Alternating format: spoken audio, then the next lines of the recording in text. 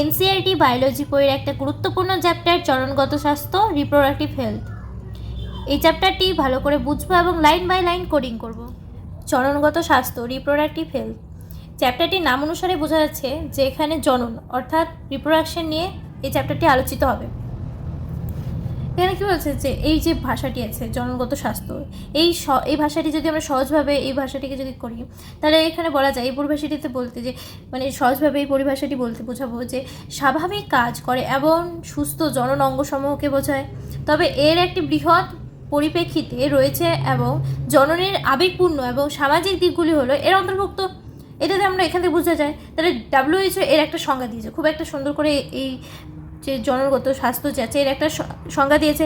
এই সংজ্ঞাতে বলা হয় যে জননগত স্বাস্থ্য বলতে জননের সবগুলি দিক অর্থাৎ শারীরিক, প্রক্ষোভিক, আচরণগত এবং সামাজিক দিক থেকে সামগ্রিক সুস্থতাকে বোঝায়। মানে সব দিক দিয়ে যেটা সুস্থ থাকবে তাকে হচ্ছে আমরা জনগত স্বাস্থ্য বলি। মানে শারীরিক, প্রক্ষোভিক, আচরণগত, সামাজিক দিক, মানে চারিদিক দিয়ে একে সুস্থ হতে হবে, তাহলে এটা হচ্ছে জনগত স্বাস্থ্য।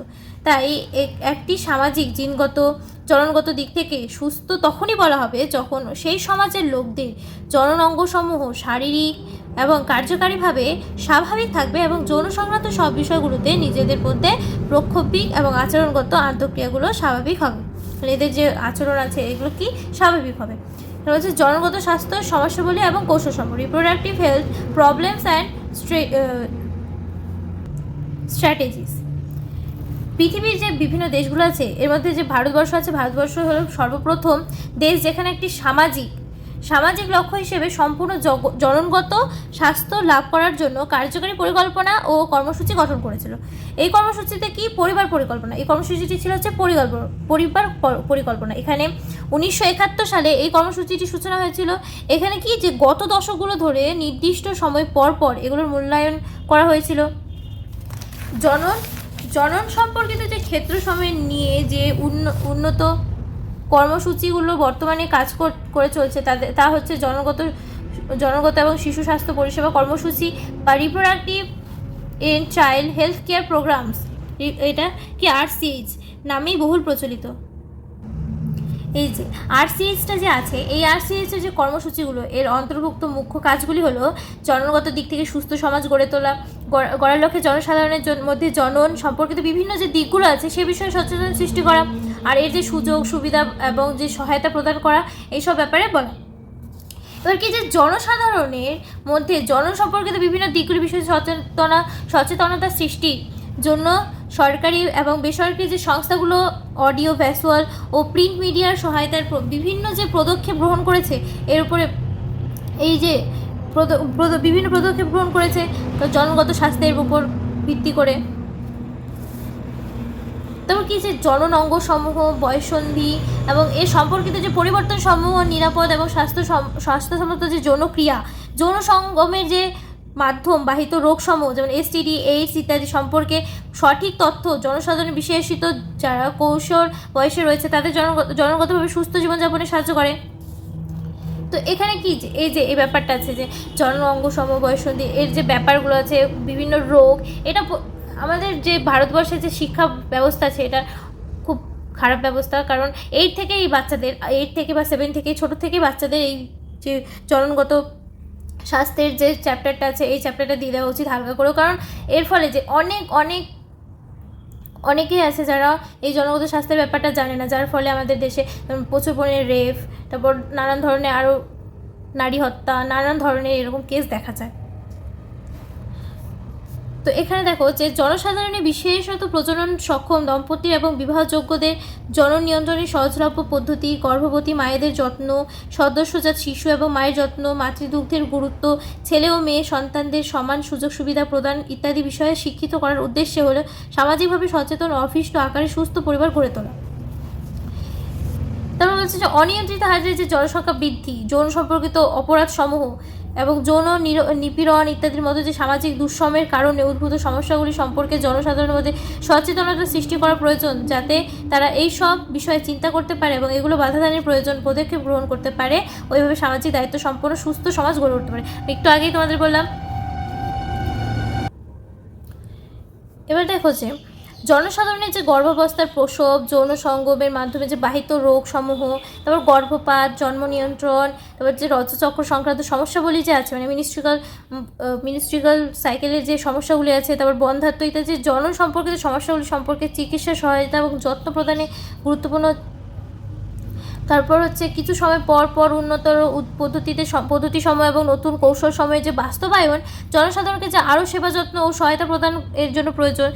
আইনসম্মতভাবে ক্রমবর্ধমান কন্যা ভ্রূণতা রুখতে, মানে কন্যা ভ্রূণ হত্যা বলতে যে অনেকে আছে যে কন্যা ভ্রূণ যদি হয় তাহলে সেটা মৃত্যু ঘটায়, এটা রুখতে এই যে লিঙ্গ নির্ধারণের জন্য যে অ্যামনিওসেন্টেসিসের যে উপর বিধিসম্মত নিষেধাজ্ঞা জারি করা, মানে অ্যামনিওসেন্টেসিসের দ্বারা কন্যা ভ্রূণ আছে না পুত্র ভ্রূণ আছে অর্থাৎ ছেলে ভ্রূণ আছে এটা নির্ধারণ করা যেত। তো এটা নির্ধারণের ফলে কি প্রচুর পরিমাণে কন্যা ভ্রূণ হত্যা করা হতো, যে কারণে এটা এখন ব্যান করে দেওয়া হয়েছে। তো ব্যাপক হারে শিশুটির টিকাকরণ ইত্যাদি হলো এই প্রসঙ্গে উল্লেখ্য কিছু সফল কর্মসূচি। অ্যামনিওসেন্টেসিসের প্রক্রিয়ায় ভ্রূণকোষের কোন সময় আছে ওটা অ্যামনিওটিক তরল দ্রবীভূত বস্তু সমবিশ্লেষণ করার জন্য যে অ্যামনিয়ন ও বর্ধনশীল ভ্রূণের যে মাঝে অবস্থিত অ্যামনিওটিক তরল থাকে, ওই তরল থেকে কিছু পরিমাণ তরল সংগ্রহ করা হয়, মানে যে অ্যামনিওটিক তরলটা থাকে তার থেকে কিছু পরিমাণ তরল সংগ্রহ করা হয়। আর এই যে এই তরল সংগ্রহের ফলে যে ওই যে ভ্রূণটা আছে, ভ্রূণের ডাউন সিনড্রোম বা হিমোফিলিয়া, সিকেল সেল অ্যানিমিয়া এরকম কোনো জিনগত রোগ আছে কি না, তারপর এর যে রোগ সমাজে আছে এর উপস্থিতি ভ্রূণের বেঁচে থাকা নির্ধারণ করতে এই পরীক্ষা পদ্ধতি ব্যবহার করা হয়। তারপর যে নতুন পদ্ধতি খুঁজে বের করতে এবং অথবা প্রচলিত পদ্ধতিগুলি আরও উন্নত করার লক্ষ্যে সরকারি ও বেসরকারি সংস্থাগুলি জনসম্পর্কিত বিভিন্ন ক্ষেত্রগুলির উপর গবেষণা উৎস ও সহায়তা প্রদান করেছে। এবার আমরা কি জানি যে ভারতের লখনৌতে অবস্থিত যে সেন্ট্রাল ড্রাগ রিসার্চ ইনস্টিটিউট আছে, সেখানে প্রথম বিজ্ঞানীরা মহিলাদের জন্য একটা নতুন গর্ভনিরোধক বড়ি তৈরি করেছিলেন, যেটা হচ্ছে ওরাল কন্ট্রাসেপটিভ, ওটার নাম ছিল সহেলি। এই সহেলি আসার পর থেকে যেসব দম্পতিরা ছোট পরিবারে আগ্রহী তাদের জন্য খুব ভালো। যৌন সঙ্গমের যে মাধ্যমে বাহিত রোগসমূহ অপেক্ষাকৃত সঠিক নির্ধারণ ও নিরাময় এবং সব যৌন সম্পর্কিত যে সমস্যাগুলির জন্য চিকিৎসা প্রদানের সামগ্রী উন্নয়ন ইত্যাদি সবই হলো সমাজে উন্নত জনগত স্বাস্থ্যের নির্ধারণ। এটা বলছে যে জনসংখ্যার বিস্ফোরণ এবং জন্ম নিয়ন্ত্রণ, population exploration and birth control. এখানে কি বলছে যে এটার মানে কি, জনসংখ্যা বিস্ফোরণ বলতে কি যে জনসংখ্যার বৃদ্ধিটা, আর জন্ম নিয়ন্ত্রণ বলতে যে জন্ম মানে কী হারে জন্ম হচ্ছে ওই হারটা নিয়ন্ত্রণ করার জন্য কি বিভিন্ন ধরনের পদক্ষেপ নেওয়া হয়েছিল। যেমন বিশ্বের জনসংখ্যা যা 1900 সালে ছিল প্রায় 2000 মিলিয়ন, তা অতি দ্রুত বৃদ্ধি পেয়ে গিয়েছে 2000 সালে 6 মিলিয়ন এবং 2011 সালে 7.2 বিলিয়নে পৌঁছায়। ভারতীয় জনসংখ্যা বৃদ্ধির ক্ষেত্রে এই ধরনের প্রবণতা দেখা গেছে। এর মানে কি যে জনসংখ্যা কি বৃদ্ধি পেতেই আছে, এটা কমছে না, বা এটা হচ্ছে কোনো নিয়ন্ত্রণে আসছে না, এটা প্রতিনিয়ত বৃদ্ধি পেয়ে যাচ্ছে। আর কি ভারতেও যে এই পৃথিবীর যে বৃদ্ধির নিয়ন্ত্রণটা মানে বৃদ্ধির হারটা ভারতেও সিমিলারলিভাবে বেড়ে যাচ্ছে। যেমন স্বাধীনতার সময় আমাদের জনসংখ্যার প্রায় 350 মিলিয়ন ছিল, যা এখন হয়েছে মানে 2000 সালে প্রায় বিলিয়নের কাছাকাছি পৌঁছায় এবং 2011 সালের মে এর মধ্যে ভারতের জনসংখ্যা হয়ে যায় 1.2 বিলিয়ন, অতিক্রম করে যায়। এই কোয়েশ্চেনগুলো যাচ্ছে এটা নিটের জন্য খুব খুব খুব খুব ইম্পর্টেন্ট, প্রত্যেকটা লাইন ইম্পর্টেন্ট। আর আমি কোডিং করে দিয়েছি, এই কোডিং লাইনগুলো থেকে প্রচুর কোয়েশ্চেন আছে। এর থেকে বোর্ডেও কোয়েশ্চেন হতে পারে, বোর্ডে এমসিকিউ আকারে হতে পারে, ব্রড কোয়েশ্চেন হতে পারে, তো এগুলো ভালো করে পড়বে। জনসংখ্যার এই যে অতিবৃদ্ধির সম্ভাব্য কারণগুলো হলো মৃত্যুর হার দ্রুত হ্রাস পাওয়া, মানে কি যে জনসংখ্যা এত বৃদ্ধি পাচ্ছে কীভাবে, যে আমাদের মানুষ যে আছে মানুষের মৃত্যুর হারটা কী হয়েছে, কমে গেছে, মায়ের মৃত্যুর হার কমে গেছে যে কারণে জনসংখ্যা বৃদ্ধি পাচ্ছে। তারপর শিশুর যে মৃত্যুর হার ওটাও প্রচুর কমে গেছে। যেমন আগেকার দিনে কী হতো যে প্রচুর গর্ভবতী মহিলা মারা যেত, তারপর প্রচুর ভ্রূণ মারা যেত, কিন্তু এখন সেটা কন্ট্রোলে চলে এসছে। কন্ট্রোল বলতে না মরার হারটাই বেশি। তার মধ্যে আবার এর পাশাপাশি প্রজনন দশা যে পৌঁছায়, যেমন এমন লোকের সংখ্যা বৃদ্ধি পাওয়া, তারপর রিপ্রোডাক্টিভ যে চাইল্ড হেলথ কেয়ার আছে, এদের যে প্রোগ্রামসের মানে এদের মাধ্যমে যে নানান ধরনের বড়ি, তারপর নানান ধরনের যে গর্ভনিরোধকগুলো আছে, এর ফলে প্রচুর পরিমাণে সংখ্যা বৃদ্ধি মানে ভ্রূণের সংখ্যা বৃদ্ধি কমে যাচ্ছে। ভ্রূণের যে সংখ্যা বৃদ্ধিটা আছে ওটা নিয়ন্ত্রণে চলে এসছে। তারপরে যে এই যে RCH এর প্রোগ্রামস এর মাধ্যমে যদিও আমরা জনসংখ্যা বৃদ্ধির হার হ্রাস করতে পেরেছি, তবে জনসংখ্যার খুব সামান্য হ্রাস পেয়েছে, মানে খুব একটা বেশি হ্রাস পায়নি, খুব সামান্যই হ্রাস পেয়েছে। দেখো যে 2011 সালে জনগণনার তথ্য অনুযায়ী জনসংখ্যা বৃদ্ধির হার শতকরা 2 ও কম ছিল, অর্থাৎ বছরে 1000 জনে 20 জন এই হারে আমাদের জনসংখ্যা দ্রুত বৃদ্ধি ঘটেছিল। এবার কি যে খাদ্য, বস্ত্র এবং বাসস্থানের চাহিদার মতো মৌলিক চাহিদার ক্ষেত্রগুলিতে উল্লেখযোগ্য উন্নত করা সত্ত্বেও জনসংখ্যা এরূপ বিপজ্জনক বৃদ্ধির হারের ফলে এগুলি চরম ঘাটতি দেখা দিতে পারে। এবার দেখো এই যে এই সমস্যাগুলি যে আছে, এই সমস্যাটি থেকে উত্তরণের গুরুত্বপূর্ণ পদক্ষেপটি হলো ছোট পরিবারগুলো জন্ম নিয়ন্ত্রণের বিভিন্ন পদ্ধতি ব্যবহারে অনুপ্রাণিত হয়। যেমন তোমরা তো প্রচার মাধ্যমে বিজ্ঞাপনে যে এসে আছে ওখানে শুনতে পারবে যে হাম দো হামারে দো, মানে আমরা দুই আমাদের দুই। আর এই স্লোগান সহ 2টি শিশু সমেত সুখী দম্পতির ছবি দেখেছো। তারপর যে বহু দম্পতি, মানে যারা শহরে বসবাসকারী আছে, শহরে বসবাস করে কম বা অধিকাংশ কম বয়সী যারা আছে, তারপর শহরে যে বসবাসকারী চাকরিজীবীরা আছে, তারা কি হয় একটি শিশু নীতি, মানে তাদের 1 চাইল্ড নর্ম গ্রহণ করেছে, মানে একটির অধিক নেয় না। এই সমস্যাটি মোকাবিলা করার জন্য যে অন্য 2টি উপায় অবলম্বন করা হয়েছে সেটা হচ্ছে আইনসম্মতভাবে বিবাহের বয়স বাড়িয়ে মেয়েদের করা হয়েছিল 18 বছর ও ছেলেদের 21 বছর। এটা একটা জনসংখ্যা বৃদ্ধির হার কমানোর জন্য এই প্রক্রিয়াটি গ্রহণ করা হয়েছিল। কি যে নির্দিষ্ট সময় ধরে বিরত থাকা হলো এমন একটি পদ্ধতি যেখানে দম্পতি রজচক্র 10 থেকে 17 দিন সময়কালে যখন ডিম্বাণু নিঃসরণে হওয়ার সম্ভাবনা বেশি সেই সময়ে যৌন মিলন এড়াতে পারে বা এ থেকে বিরত থাকতে পারে। মানে তখন যৌন মিলন না হলে তাহলে ভ্রূণটা কোনো মহিলা প্রেগনেন্ট হবে না। তারপর আরও নানান ধরনের পদ্ধতি আছে। তারপর যেমন হচ্ছে এই সময়টা যে আছে, মানে 10 থেকে 17 দিনের যে টাইমটা আছে, এই টাইমটাতে কী হয়, এই টাইমটাকে কী বলা হয়, উর্বরকাল, ফার্টিলাইট পিরিয়ড। এই সময় কি হয় যে এই সময়কালে যে যৌন মিলন থেকে বিরত থাকলে গর্ভসঞ্চার এড়ানো যেতে পারে। আমি একটু আগেই বললাম। আরেকটা পদ্ধতি আছে, ওটা হচ্ছে উইথড্রল, মানে কি যে যৌন মিলনে বিঘ্ন ঘটানো হলো অপর একটি পদ্ধতি। মানে যৌন মিলন যখন হবে তখন ওই মিলনের সময় বিঘ্ন ঘটানোটা একটা পদ্ধতি যেখানে যে গর্ভধারণ আছে ওটা এড়ানো যায়। এই পদ্ধতি কী হয় যে গর্ভধারণ যে রোধ আছে ওর জন্য কী হয়, পুরুষ সঙ্গী বীর্যপাতের ঠিক পূর্বে, যখন বীর্যপাত হবে তার পূর্বেই স্ত্রী দেহের যোনি থেকে ওই শিশ্নটি যে আছে ওই শিশ্নটি অর্থাৎ প্যানিসটি বের করে নিয়ে আসে, যার ফলে কী হয় যে স্পামটা মহিলার দেহে ঢুকতে পারে না, যে কারণে সে প্রেগনেন্ট হয় না। এবার কি ল্যাকটেশনাল অ্যামোনিয়ারিয়া পদ্ধতিতে প্রসবের পর প্রগাঢ় দুগ্ধকরণকালে ডিম্বাণু নিঃসরণ না হওয়া এবং এ কারণে রজচক্রটি না ঘটার উপর নির্ভর করে। মানে কি যখন একটা শিশু জন্ম নেয়, সেই শিশুটা জন্ম নেওয়ার পর কি হয় যে মাতৃদেহ থেকে যতদিন দুগ্ধকরণ হয় ততদিন তার ডিম্বাণু নিঃসরণ হয় না। তো এই সময়টা কি হয়, এই সময়টা যৌন মিলনের জন্য একটা খুব ভালো সময় হয়। তো কিন্তু এখন বর্তমানে দেখা যাচ্ছে কি যে একটা শিশু জন্মে ঠিক 6 মাস পরে বা 6 মাসের মধ্যেই ডিম্বাণু নিঃসরণ হয়। তো এই সময়কালটাতে করা অনেক সময় রিস্ক হয়ে যায়। যেমন আবার এই যে জন্ম নিয়ন্ত্রণ মানে ভ্রূণের যে ভ্রূণ না প্রেগনেন্ট না হওয়া, এটার জন্য নানা ধরনের বাধাদায়ক পদ্ধতি এখন প্রচলিত হয়েছে। যেমন শুক্রাণু এবং ডিম্বাণুর পরস্পরের সংস্পর্শে এসে মিলিত হওয়ার ঘটনাটিকে প্রতিবন্ধক সময়ের সাহায্যে প্রতিরোধ করা হয়। যেমন এই যে আছে এই পদ্ধতি পুরুষ এবং স্ত্রী উভয়ের জন্য সহজলভ্য। যেমন কন্ডম কি, এটা হলো একটা পাতলা রাবার অথবা ল্যাটেক্স শীট দ্বারা তৈরি বাধাদায়ক বা প্রতিবন্ধক, যেগুলি পুরুষের ক্ষেত্রে শিশ্ন অথবা মহিলাদের ক্ষেত্রে যোনিপথে এবং সার্ভিক্সে আচ্ছাদক হিসেবে যৌন মিলনের ঠিক পূর্বে ব্যবহার করা হয়। যেমন এখানে দেখো যে এটা হচ্ছে পুরুষের জন্য কন্ডম, আর এখানে মহিলাদের জন্য কন্ডম। মহিলাদের জন্য যে কন্ডমটা ইউজ করা হয় ওটাকে ফেমিনম বলা হয়। আর এটা কী হয় যে পাতলা আবরণ, প্লাস্টিকের একটা পাতলা আবরণ হয়। আর এই পাতলা আবরণটি ইউজ করার ফলে কী হয় যে বীর্যটা যে আছে, বীর্যটা মহিলার দেহে বা মহিলার গর্ভে পৌঁছাতে পারে না, যে কারণে সে হচ্ছে প্রেগনেন্ট হয় না। এবার আমরা কি জানি যে পুরুষের জন্য যে কন্ডোমের যে একটা আছে জনপ্রিয় ব্র্যান্ড কি, নিরোধ হচ্ছে পুরুষের জন্য কন্ডোমের একটি জনপ্রিয় ব্র্যান্ড। এই যে এই লাইনগুলো যে আছে, আমি যে হাইলাইটার দিয়ে হাইলাইট করেছি, এই লাইনগুলো কিন্তু নিটে ছিল প্রচুর ইম্পর্টেন্ট। এই লাইনগুলো থেকে প্রচুর কোয়েশ্চেন আসে, তো ভালো করে দেখো এবং ভালো করে বুঝো যে কন্ডোম কি। এবার বলছে যে কন্ডোম ব্যবহারকারী STI সেক্সুয়ালি ট্রান্সমিটেড ইনফেকশনস এবং এইডস সমূহ এর সংক্রমণ থেকে সুরক্ষিত থাকে, এবং কন্ডোমের অতিরিক্ত এই সুবিধার কারণে সাম্প্রতিক বছরগুলিতে এর ব্যবহার বৃদ্ধি পেয়েছে। মানে কি যে কন্ডোম ইউজ করার ফলে কী হয় যে যদি কোনো মহিলার দেহে কী বলে ওটাকে এইডস থাকে বা পুরুষের দেহে এইডস থাকে, তাহলে ওই এইডসটা কী হয় যে যৌন মিলনকালে অন্যের দেহে মানে সঙ্গীর দেহে, তাদের পুরুষ সঙ্গী হোক বা স্ত্রীর সঙ্গী হোক, ওদের দেহে কী হয় যেতে পারে না, যে কারণে অপরজনের এইডসে আক্রান্ত হওয়ার প্রবণতাটা খুব কম থাকে। যে কারণে এই যে এই কন্ডোম বা ফেমিডম এইটা আছে, এটা প্রচুর মানে এখন জনপ্রিয় হয়ে দাঁড়িয়েছে।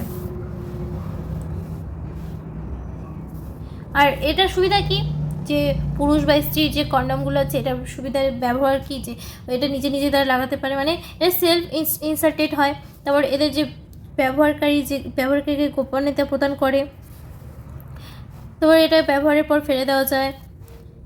এবার দেখো, ডায়াফ্রাম, সার্ভিক্যাল ক্যাপ এবং ভল্ট হলো রাবারের তৈরি বাধাদায়ক, যেগুলি যৌন মিলনের সার্ভিক্সকে ঢেকে রাখতে শ্রীদেহের জনন নালীতে ঢুকিয়ে দেওয়া হয়। এগুলো সার্ভিক্সের মধ্যে দিয়ে শুক্রাণুর প্রবেশ বাধা দেয়, গর্ভসঞ্চারের রোধ করে। এই বাধাদায়কগুলোর গর্ভনিরোধক কার্যকারিতা বৃদ্ধি করতে এগুলোর সাথে সাধারণত স্পার্মিসাইডল ক্রিম, জেলি এবং ফোম ব্যবহৃত হয়। মানে কি, যে শুক্রাণুগুলো যেন মাতৃগর্ভে প্রবেশ না করতে পারে, সে কারণে এই যে স্পার্মিসাইডাল ক্রিম, তারপর জেলি, ফোম এসব ব্যবহার করা হয়। কপারটিও একটা কি যে বাধাদায়ক পদ্ধতি। কপারটি হচ্ছে একটা শল্য চিকিৎসার মাধ্যমে স্ত্রী দেহে প্রবেশ করানো হয়। তো এই কপারটি থেকে নিঃসৃত মানে কপার নিঃসৃত হচ্ছে যে ইস্যুগুলো আছে, কপার নিঃসৃত আইইউডি মানে ইন্ট্রাইউটেরাইন ডিভাইস হচ্ছে কপার-T, কপার-7, মাল্টিলোডেড 375। তারপর যে হরমোন নিঃসরণ মানে যে ইসে থেকে হরমোন নিঃসরণকারী আইইডি মানে ইন্ট্রাইউটেরাইন ডিভাইস হচ্ছে প্রোজেস্টেরন LNG-20। তারপর এর যে মেডিকেটেড ঔষধবিহীন মানে এটা কি, এরা নন মেডিকেটেড ওষুধ বা ওষুধবিহীন আইওডিসের উদাহরণ হচ্ছে লিপস লুপ প্রভৃতি। এটা তো কী হয়, ইন্ট্রাইউটেরাইন ডিভাইসগুলি জরায়ুর মধ্যে শুক্রাণুর ফ্যাগোসাইটোসিসের বৃদ্ধি করে। শুক্রাণুর যে ফ্যাগোসাইটোসিস আছে এটা হচ্ছে বৃদ্ধি করে এবং নিশ্চিত কপার আয়নগুলোর শুক্রাণু চলন ও শুক্রাণু নিষিক্তকরণের ক্ষমতাকে অবদমিত করে। মানে শুক্রাণু যে চলবে ওটা, এর আগের চ্যাপ্টারে তোমরা শুক্রাণুর ছবি দেখেছো, ওই শুক্রাণুর যে মস্তকটা আছে বা লেজ আছে, লেজের মানে পুচ্ছর মাধ্যমে ওরা কী হয় যে সন্তরণ বা চলাচল করতে পারে। তো এটা যে আছে এই চলাচলটা প্রতিরোধ করে বা অবদমিত করে, এই ক্ষমতাটা কমিয়ে দেয়।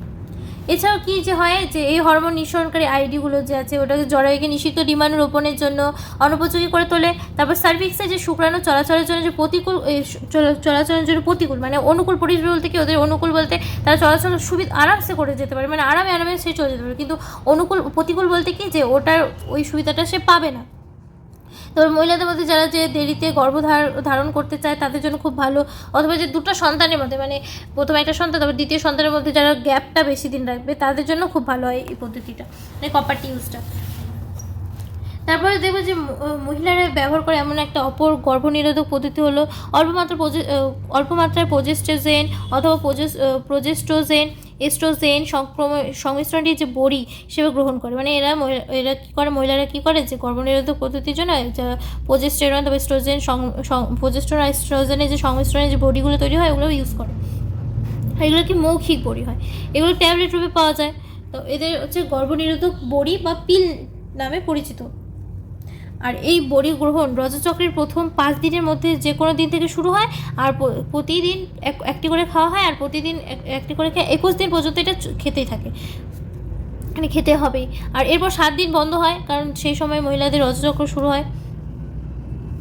মানে এটা যখন মানে ঋতুস্রাবটা শুরু হয় তখন এই যে 7 দিন বন্ধ রাখে একই নিয়মে এই বড়িগুলি খেয়ে যেতে হবে যতদিন না পর্যন্ত মহিলাটির গর্ভধারণ করতে চায়, মানে যতদিন সে গর্ভধারণ হতে না চায় ততদিন সে এটা খেয়ে যেতে পারে। আর এই বড়িগুলি কি যে ডিম্বাণু নিঃসরণ নিষিক্ত ডিম্বাণু রোপণ বাধা দেয় এবং এর পাশাপাশি স্ত্রী জনন পথে শুক্রাণুর প্রবেশের হার হ্রাস করার জন্য সার্ভিক্স থেকে খরিত মিউকাসের গুণগত পরিবর্তন ঘটায়। এই যে এই বড়িগুলো যে আছে এদের পার্শ্ব প্রতিক্রিয়া মানে এদের হচ্ছে কম থাকে, মানে সাইড এফেক্ট এদের কম থাকে। এগুলো হচ্ছে অত্যন্ত কার্যকরী এবং মহিলাদের কাছে এদের গ্রহণযোগ্যতা বেশি। এবার যেমন মহিলারা খুব বেশি ইউজ করে মানে সাপ্তাহিক বড়ি হিসেবে ইউজ করে হচ্ছে সহেলি। এটা স্টেরয়েড নয়, আর এটা খুব সামান্য পার্শ্ব প্রতিক্রিয়া বিশিষ্ট, মানে খুব কম এদের সাইড এফেক্ট থাকে।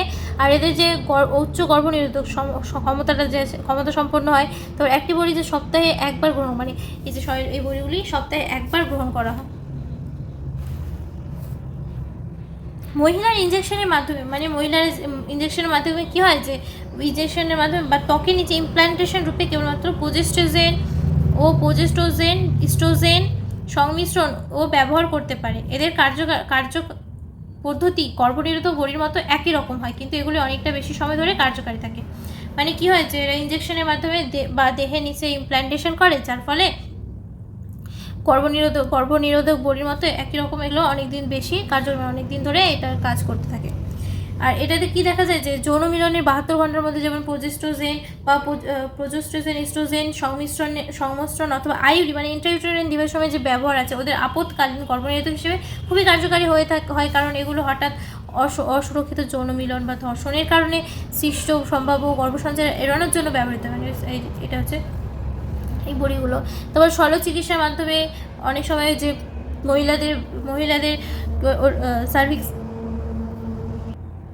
মহিলাদের যে ভাস ডিফারেন্স আছে, ওই ভাস ডিফারেন্স কেটে বাদ দিয়ে দেওয়া, মানে ফ্যালাফাইন নালীকে বেঁধে দেওয়া হয় বা কেটে বাদ দিয়ে দেওয়া হয়। আর আমি এটা বললাম, পুরুষদের ক্ষেত্রে ভাস ডিফারেন্স কেটে বাদ দিয়ে দেওয়া হয়, বলতে কেটে বেঁধে দেওয়া হয়। আর মহিলাদের ক্ষেত্রে ফ্যালাফাইন নালী বেঁধে দেওয়া হয়, কেটে বেঁধে দেওয়া হয়। এটা শল্য চিকিৎসার মাধ্যমে হয়। আর এই যে পুরুষ ও মহিলাদের উভয়কেই বর্ণাঢ্য করা হয় এই পদ্ধতি, মানে শল্য চিকিৎসার মাধ্যমে বর্ণাঢ্য করা হয়। তাহলে এটা আমরা বলতে পারি যে ভাস ডিফারেন্স কেটে বাদ দিয়ে বেঁধে দেওয়ার পদ্ধতিকে হচ্ছে ভ্যাসেক্টমি বলে। আর মহিলাদের ক্ষেত্রে কি, যে ফ্যালাপিয়ান নালীকে কেটে বেঁধে দেওয়ার পদ্ধতিকেই হচ্ছে টিউবেক্টমি বলে। তাহলে মহিলাদের ক্ষেত্রে কি টিউবেক্টমি, আর পুরুষদের ক্ষেত্রে ভ্যাসেক্টমি। এখানে দেখো ভ্যাসেক্টমি আর টিউবেক্টমির দুটি ডায়াগ্রাম দেওয়া আছে। এই ডায়াগ্রামগুলো নিজের জন্য খুব ইম্পর্টেন্ট, এখানে প্রত্যেকটা লাইন ইম্পর্টেন্ট, তো ভালো করে বোঝো এবং কোডিং করো।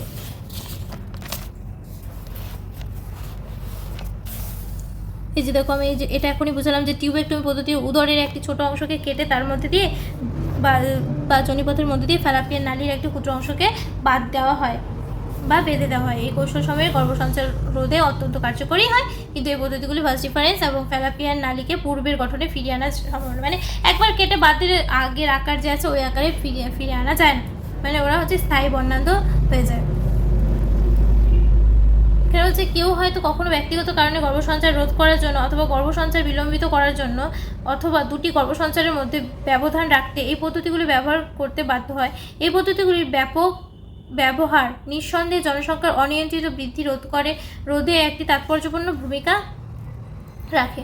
তবে গর্ভনিরোধক ব্যবস্থাগুলির ব্যবহারের ফলে বমি ভাব, উদরে ব্যথা অনুভব করা, রজস্রাব রূপে নির্গত রক্ত, রজচক্রের সময় অনিয়মিত রক্তক্ষরণ অথবা এমনকি স্তনের ক্যান্সারের মতো সম্ভাব্য পার্শ্ব প্রতিক্রিয়াগুলি যদিও বেশি গুরুত্বপূর্ণ নয়, তথাপি এগুলিকে সম্পূর্ণরূপে উপেক্ষা করা উচিত নয়, মানে এগুলো হতে পারে। এবার বলছে দেখো medical termination of pregnancy, MTP. এর কি হয় যে গর্ভাবস্থার যে পূর্ণ সময়কাল পূর্বে ইচ্ছাকৃত অথবা ঐচ্ছিক গর্ভপাত, মানে এমটিপি বা প্রণোদিত গর্ভপাত বলে। সমগ্র বিশ্বে প্রতি বছর প্রায় 45 থেকে 50 মিলিয়ন গর্ভপাত করানো হয়, মানে কখনো কখনো ইচ্ছাকৃতভাবে বা অনিচ্ছাকৃতভাবে যে তার গর্ভবতী বা মহিলা যে গর্ভবতী হয়ে যায় এটাকে নষ্ট করার জন্য, আমরা নর্মাল ভাষায় কী বলি, নষ্ট করার জন্য। তো এই যে নষ্ট করা হয় এটা সমগ্র বিশ্বে, মানে পুরো পৃথিবীতে কত হয়, 45 থেকে 50 বিলিয়ন গর্ভপাত করানো হয়। যা হিসাব করলে এক বছরে মোট গর্ভসঞ্চারের 1/5 হয়।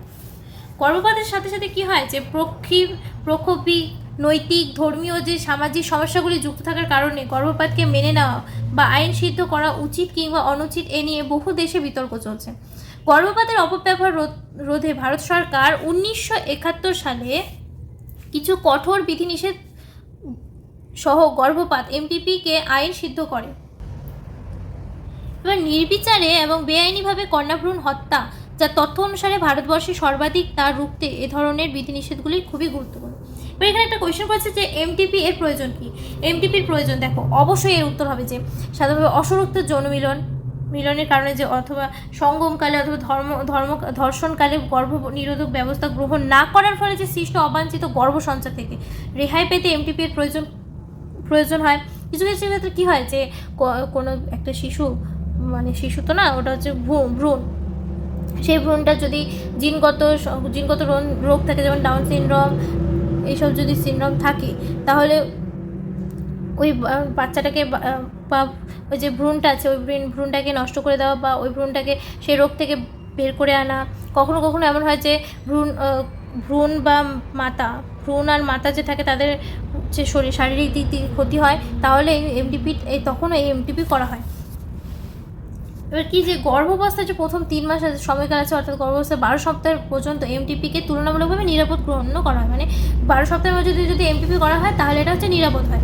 আর গর্ভাবস্থার যদি দ্বিতীয় 3 মাস সময়কাল, মানে ফার্স্ট 3 মান্থ বাদ দিয়ে যে তারপরে 3 মান্থ মানে 6 মান্থের যে সময়টা আছে, ওই সময়কালে গর্ভপাত করানো হলে তা অধিকতর ঝুঁকিপূর্ণ। ওই সময় যদি বাচ্চারা নষ্ট করা হয় বা এমটিপি পদ্ধতি গ্রহণ করা হয় তাহলেও ঝুঁকিপূর্ণ থাকে, ওই সময়টা ঝুঁকিপূর্ণ হয়।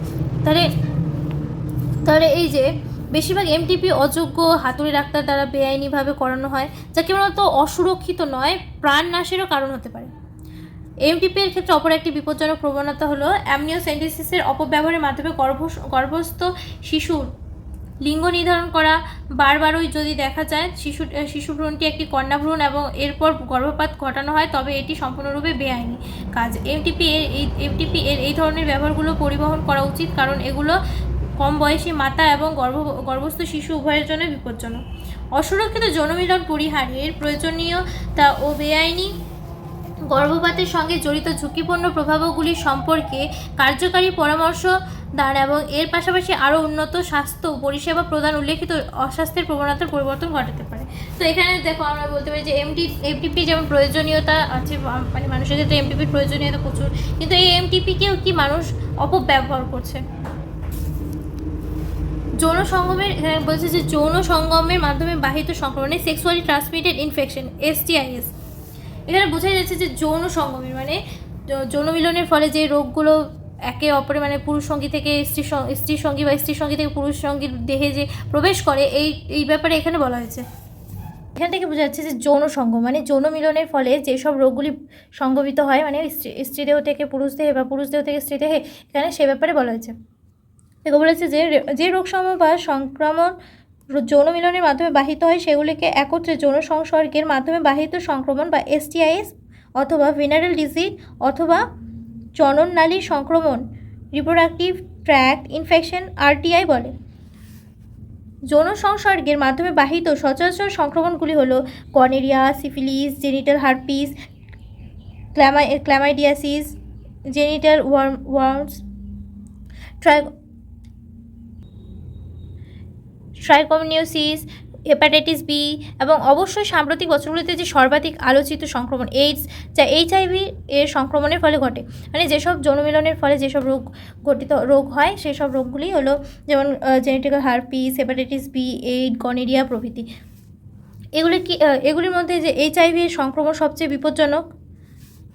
HIV এবং হেপাটাইটিস B এর মতে এ ধরনের কিছু সংক্রমিত ব্যক্তির ব্যহিত ইনজেকশনের সুদ, শল্যচিকিৎসার যন্ত্রপাতি ইত্যাদির ব্যবহারে রক্ত সঞ্চালন অথবা সংক্রামিত মায়ের থেকে শিশু ভ্রূণের দেহে ছড়াতে পারে। মানে যদি কোনো মাতৃদেহে এইডস থাকে বা হেপাটাইটিস B থাকে, তাহলে কি হয়, সেটা প্লাজেন্টার মাধ্যমে ভ্রূণের মধ্যে প্রবেশ করে এবং যে শিশুটি জন্মগ্রহণ করে ওই শিশুটিও হচ্ছে সেক্সুয়ালি সংক্রমিত থাকে। হেপাটাইটিস B, জেনিটাল হার্প এবং HIV এর সংক্রমণে ব্যতীত অন্য রোগগুলির ক্ষেত্রে রোগ সংক্রমণের প্রথম অবস্থায় শনাক্ত করা গেলে এবং যথাযথভাবে চিকিৎসা হলে এই রোগগুলি সম্পূর্ণভাবে নিরাময় সম্ভব। এই যে এইডস যে আছে, এইডস কীভাবে, দেখো এইডস ছড়ায় হচ্ছে সাধারণত কোনো ব্যক্তি যদি এইডসে সংক্রমিত থাকে তাহলে ওই ব্যক্তির সিরিঞ্জ ব্যবহার করলে, HIV যুক্ত রক্ত গ্রহণ করলে, তারপর নখ, মানে যে তারা যে নখ কেটেছে ওই ব্লেড বা নেইল কাটার দিয়ে নখ কাটলে, তারপর নানা ধরনের ওর তোয়ালা ব্যবহার করলে, বাথরুম ইউজ করলে তবে এইডস হতে পারে। এই রোগগুলোর মধ্যে বেশিরভাগ রোগের প্রাথমিক লক্ষণসমূহ গৌণ হয় এবং এগুলো যৌনাঙ্গের পরিলক্ষিত হয় এবং এগুলো হলো যৌনাঙ্গের চুলকানি, যৌনাঙ্গের স্বল্প ব্যথা, যৌনাঙ্গের স্ফীত এবং যৌনাঙ্গ থেকে তরল নিঃসরণ ইত্যাদি। সংক্রমিত মহিলাদের ক্ষেত্রে কি হয় যে প্রায়শই রোগের লক্ষণগুলোর বহিঃপ্রকাশ ঘটে না, মানে বাইরে থেকে বোঝা যায় না, এবং তাই দীর্ঘদিন পর্যন্ত রোগগুলোর শনাক্তকরণ নাও হতে পারে। মানে দীর্ঘদিন এর যে রোগ হয়েছে সেই রোগটা শনাক্তকরণ নাও হতে পারে। তারপর বলেছে যে সংক্রমণের প্রাথমিক দশায় লক্ষণগুলো অনুপস্থিত থাকায় বা লক্ষণগুলো কম তাৎপর্যপূর্ণ হওয়ায় এবং যৌন সঙ্গমের মাধ্যমে বাহিত সংক্রমণগুলির যে সঙ্গে সামাজিক যে কলঙ্ক জড়িত থাকা একজন ব্যক্তিকে সময়মতো রোগের শনাক্তকরণ এবং সময়মতো উপযুক্ত চিকিৎসা ব্যবস্থা গ্রহণের নিবৃত্তি করে। এর ফলে কি হয় যে এর ফলে পরবর্তী সময়ে আরও জটিলতার সৃষ্টি হয়। যেমন ধরো শ্রোণীর প্রদাহজনিত রোগ সমূহ বা পেলভিক ইনফ্লামেটরি ডিজিজ, গর্ভপাত, মৃত সন্তান প্রসব, স্টিলব্রিথ, এক্টোপিক প্রেগনেন্সি, বন্ধ্যাত্ব অথবা এমনকি জননালীর ক্যান্সারও হতে পারে। তাহলে কি হয় যে যৌন সঙ্গমের মাধ্যমে বাহিত সংক্রমণগুলি STIs সুস্থ সমাজের পক্ষে একটি প্রধান হুমকি স্বরূপ। তাই জনস্বাস্থ্য পরিষেবা কর্মসূচি এই অধীনে এই রোগগুলোর প্রতিরোধ বা প্রাথমিক অবস্থায় শনাক্তকরণ এবং রোগের নিরাময়ের মুখ্য বিবেচ্য বিষয় হিসেবে রাখা হয়েছে।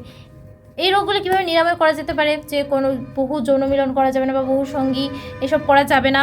তারপর যদি করা হয় তাহলে সেটাতে গর্ভনিরোধক পদ্ধতি ব্যবহার করতে হবে, যেমন কন্ডোম, ফেমিনম এসব ব্যবহার করতে হবে। তাহলে এই রোগ নিরাময় করা সম্ভব হতে পারে। তো সব ব্যক্তিতেই এই সংক্রমণগুলি ঘটতে পারে, তবে 15 থেকে 24 বছর বয়সী যে বয়সের গ্রুপ তোমরাও এই বয়সীদের ক্ষেত্রে তোমরাও হতে পারো।